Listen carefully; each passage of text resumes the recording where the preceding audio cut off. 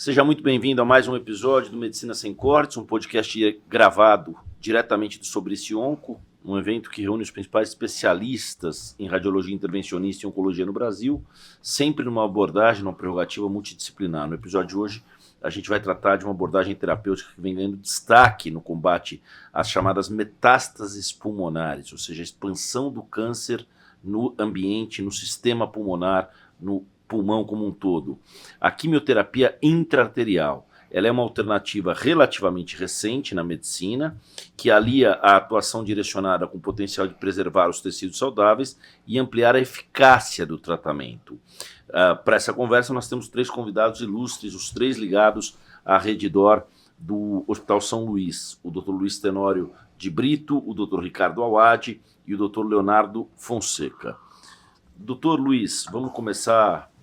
Quando a gente fala num conceito de quimioterapia intra-arterial, quem está ouvindo, quem está vendo a gente, quer entender o seguinte: é a quimioterapia dentro da artéria. É isso? Isso. O entendimento é, você tem um tumor, metástases, pode ser no fígado ou no pulmão, essas metástases vão receber sangue pela artéria. Então, o oxigênio, os nutrientes que vão ser destinados, vêm sempre pela artéria. Então você cateteriza aquela artéria que leva o sangue para as lesões e você joga a quimioterapia direto ali. Então o contexto é, quando a gente faz a quimioterapia normal, né, a quimioterapia pelo Portocat, ela vai primeiro para o coração, é misturada no sangue e depois circula pelo corpo inteiro. Eu descrevo os pacientes às vezes como uma dose de café e a gente tem mais ou menos 6 litros de sangue. Então se você pegar um galão de 6 litros de água, joga 100 ml de café ali e toma. Aquilo é a quimioterapia normal. A quimioterapia intra-arterial é o café puro passando pelo tumor. Então a concentração vai ser uma concentração muito maior do agente quimioterápico e com isso você consegue ter um desempenho, ter possibilidade de uma resposta àquela quimioterapia maior naquela localização. Para a mesa aí vocês fiquem muito à vontade no sentido de quem responde, como é que a gente vai conduzir isso. Essa prática, de certa forma, quando o senhor concentra o café sobre o tumor, né, sobre o tumor, o resultado dela no que diz respeito à expectativa de vida do paciente, no que diz respeito à qualidade de vida desse paciente, esses resultados são alento hoje? Leonardo pode comentar, né, em relação... Acho que a quimioterapia, como todo medicamento, existe uma relação dose-efeito, né? Então, se nós pegarmos o medicamento e incrementarmos a dose dele, obviamente o efeito terapêutico, né, o efeito do tratamento vai aumentando, entretanto as toxicidades também aumentam concomitantemente. Então existe o que nós chamamos que é a janela terapêutica, que seria uma dose suficientemente efetiva e que seja segura ao mesmo tempo, ou seja, tem uma taxa de efeitos adversos aceitáveis. Quando a gente usa a quimioterapia sistêmica, ou seja, aplicada numa veia periférica que vai no corpo todo, existe uma limitação porque nós estamos entregando medicamento no corpo todo, e se nós subirmos a dose gradativamente, a eficácia aumenta, mas os efeitos adversos no corpo todo aumentam também. A quimioterapia intra-arterial, ela tem uma vantagem em que ela concentra uma dose alta do medicamento num setor onde está a doença especificamente e diminui a distribuição sistêmica do remédio e, ao mesmo tempo, os efeitos colaterais naquele local, eles passam a ser mais previsíveis porque, à medida que nós entregamos uma dose elevada de quimioterapia no pulmão, é esperado que os eventos adversos se concentrem naquele setor que foi entregado e com isso a gente tem alguma certa previsibilidade do que pode acontecer. Se nós entregamos quimioterapia numa proporção grande do órgão, a gente espera efeitos adversos maiores, e por isso a quimioterapia entregue diretamente na lesão doente ou na região doente diminui os efeitos adversos que vão ser clinicamente relevantes, né, que vão atrapalhar a qualidade de vida do paciente. Então, podendo dar um tratamento que localmente é mais efetivo e menos tóxico para o organismo como um todo, isso impacta no melhor controle tumoral, menos efeitos adversos e, consequentemente, uma melhor sobrevida e qualidade de vida, né? Esse assunto rende bastante porque ele vai suscitando dúvidas de quem está vendo, de quem está aí, porque vocês têm uma atuação clínica que envolve tomada de decisões que envolvem diretamente a vida de todos nós, né? As perspectivas de tratamento. Nesse sentido, doutor, existem tipos específicos de metástases, de tumores, né, de cânceres como um todo, que respondem melhor a essa abordagem? É possível já falar de algum tipo de metástase cujo efeito desse procedimento seja um efeito que realmente traga uma perspectiva mais sólida? O que eu acho também isso, a quimioterapia, o tumor precisa ser sensível àquela quimioterapia. Acho que essa é uma das ponderações, e faz todo sentido, né? Não, se você tem um câncer de intestino ou um colangiocarcinoma, então as metástases podem ser pulmonares. Se você vai tratar o pulmão prioritariamente com a quimioterapia intra-arterial, você vai escolher uma quimioterapia que aquela neoplasia é sensível. O que vale na quimioterapia intra-arterial é que, às vezes, esse paciente já recebeu aquele mesmo medicamento e não surtiu efeito, e você pode fazer intra-arterial e ter efeito. Isso mostrando o que o Leonardo acabou de falar. Então, a concentração pode estar relacionada a um maior efeito. Então, a resposta é sim. No fundo, você precisa pensar qual a quimioterapia você pretende fazer. Se a doença está progredindo só naquele órgão, você pode, então, fazer um incremento da dose de quimioterapia naquele órgão. Essa é a premissa da quimioterapia intra-arterial. O que é só interessante é como ela é pouco praticada. A gente tem dificuldade, na verdade, o que eu vejo é que a maioria dos oncologistas não trabalha tão próximo de um intervencionista para conseguir ter essa modalidade de tratamento disponível. E é uma modalidade de tratamento simples do ponto de vista técnico, não é ciência de foguete, não é um grande procedimento, o paciente não precisa ficar internado por dias.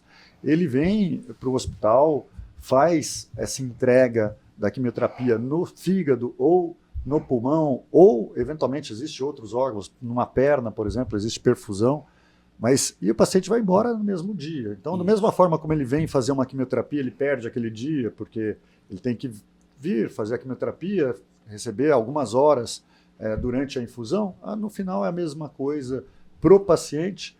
Em termos de rotina, é a mesma coisa, um dia que ele perde para fazer esse tratamento, mas podendo ter uma concentração maior num determinado órgão com menos efeito colateral no resto do corpo.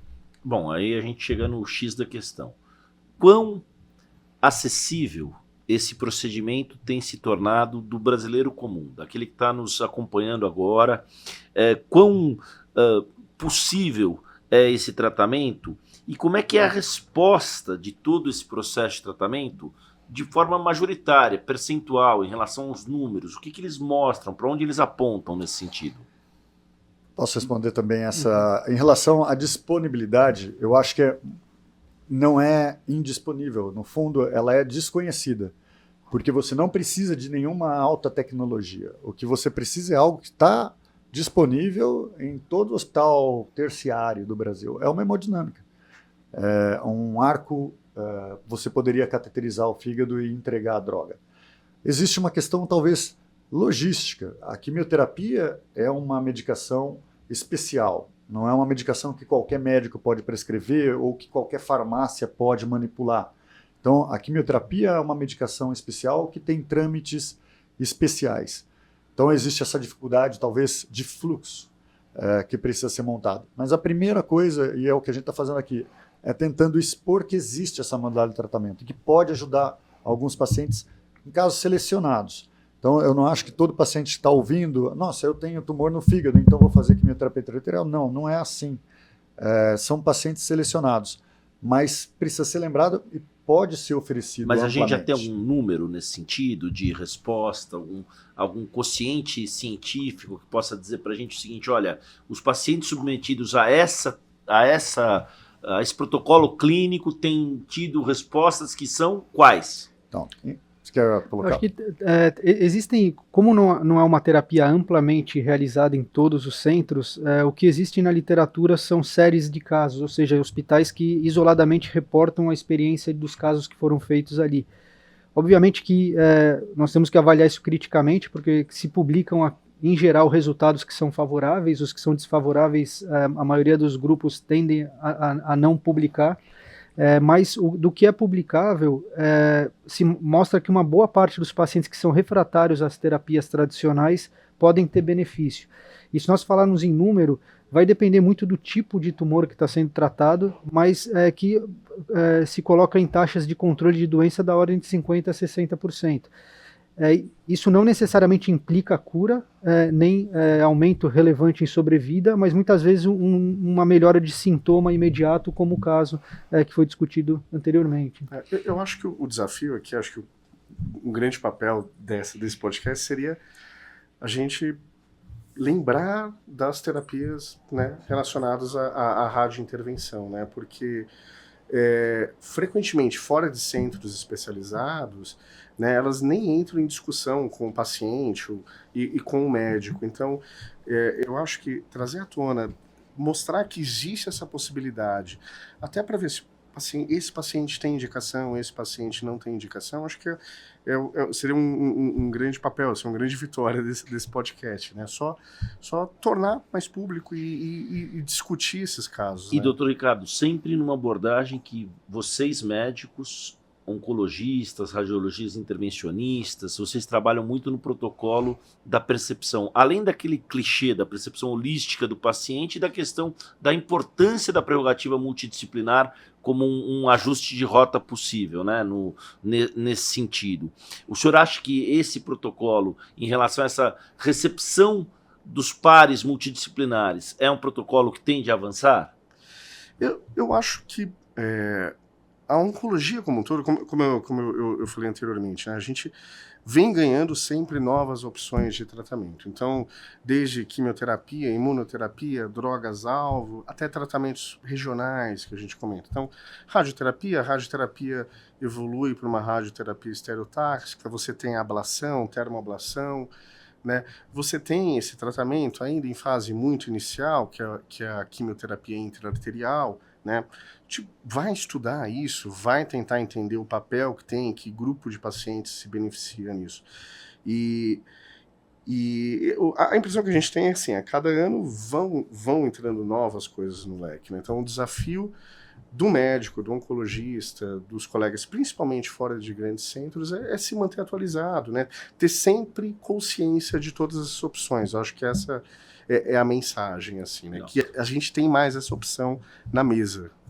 Muito obrigado a vocês, doutor Leonardo, doutor Luiz Tenório, doutor Ricardo, pelo bate-papo.